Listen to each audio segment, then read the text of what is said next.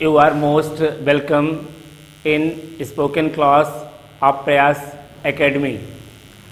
आप लोगों का प्रयास एकेडमी के स्पोकन क्लासेस में बहुत स्वागत है।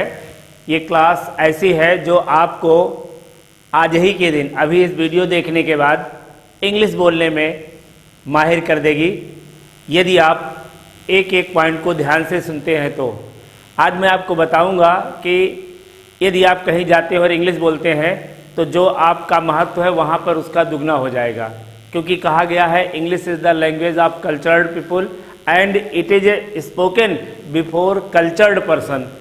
ये सभ्य लोगों की भाषा है और सभ्य लोगों के सामने बोली जाती है। कहीं भी गए और जनरल तो जो पूछते हैं, जनरल जो हम लोग बात करते हैं जा कर के वहाँ इंग्लिश में, अपने आप को दूसरे को इम्प्रेस करने के लिए या अपने आप को थोड़ा इम्पॉर्टेंट शो करने के लिए। तो आज मैं आपको बताऊंगा कि इंग्लिश में एकदम शुरुआत कैसे करें और शुरुआत में कैसे बोलें। एक एक पॉइंट यदि आप देखेंगे तो हमारी ये तो बिगनिंग क्लासेस है और बिगनर्स के लिए भी बहुत ही इम्पॉर्टेंट है। अब मैं आपको सिखाऊंगा कि कितने क्वेश्चंस हम लोगों से किए जा सकते हैं और उसका उत्तर कैसे हम लोग इंग्लिश में देंगे। तो ध्यान से इसको देखेंगे। जनरल तो ऐसे भी होता है, if you want to impress others you have to speak English. अगर आपको किसी को इम्प्रेस करना है तो अंग्रेजी बोलना पड़ेगा। और कैसे अंग्रेजी बोलना पड़ेगा? बिल्कुल इंग्लिश को इंग्लिश की तरह बोलना पड़ेगा। जनरल पूछा जाता है हेलो हाउ आर यू, आप यही कहते हो I am fine and about you. अब ये इतना पुराना हो गया है कि इसको सुनने से कोई मतलब नहीं निकलेगा, इसलिए हम आपके पास नए नए सेंटेंस, नए नए तरीके लेकर के रोज आएंगे और आपको बताएंगे कि कैसे आप स्पोकन करेंगे और दूसरों के सामने अपने आप को महत्वपूर्ण शो कर पाएंगे। तो देखते हैं। फर्स्ट है हेलो हाउ आर यू। जहाँ भी जाएंगे सबसे पहले आपसे यही पूछा जाएगा।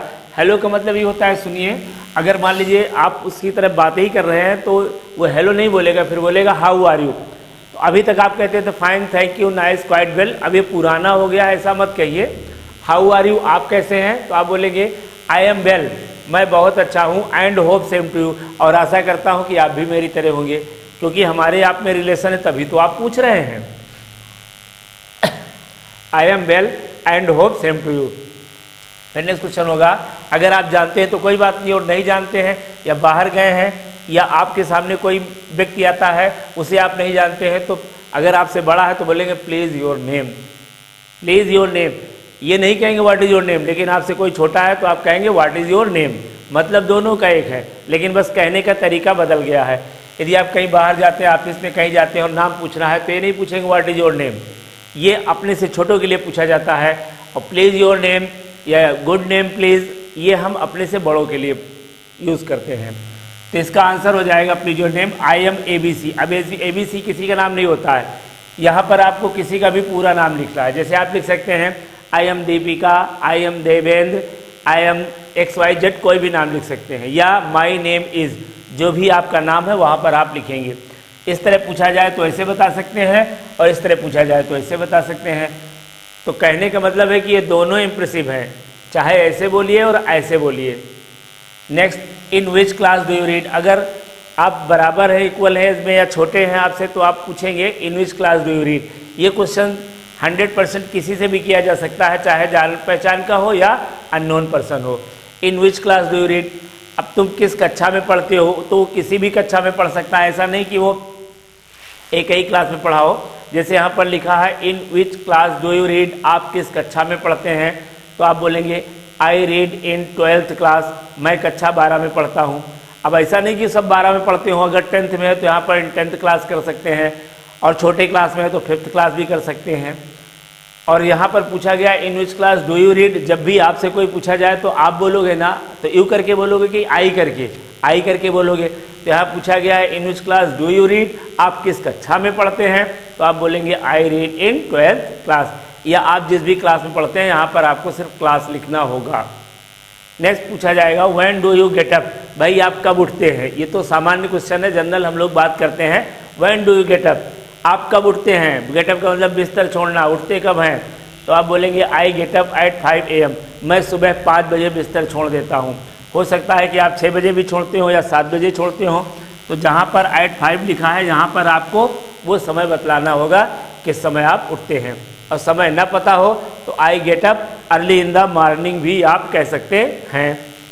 अच्छा, व्हेन डू यू प्ले, तुम कब खेलते हो, तो इसमें आप कह सकते हो I play in the evening, मैं शाम को खेलता हूँ। लेकिन अगर आप शाम नहीं सुबह खेलते हैं तो क्या बोलेंगे, I play in the morning. फिर इस तरीके से बहुत से क्वेश्चंस होंगे जो हम आपको धीरे धीरे एक एक करके समझाते रहेंगे। अब हम नेक्स्ट क्वेश्चन लिखेंगे।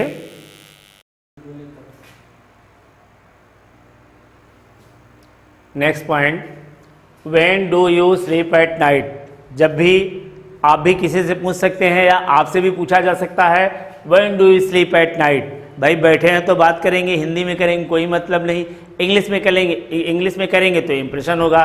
जैसे when do you sleep at night, तो आई स्लीप एट 9 PM, मैं रात में 9 बजे सोता हूँ। हो सकता है आप 10 बजे सोते हैं, तो यहाँ पर आपको 10 कर दीजिए, यहीं पर आपको बदलना पड़ेगा, 9 के स्थान पर आप कुछ भी लिख सकते हैं जितनी समय आप सोते हो।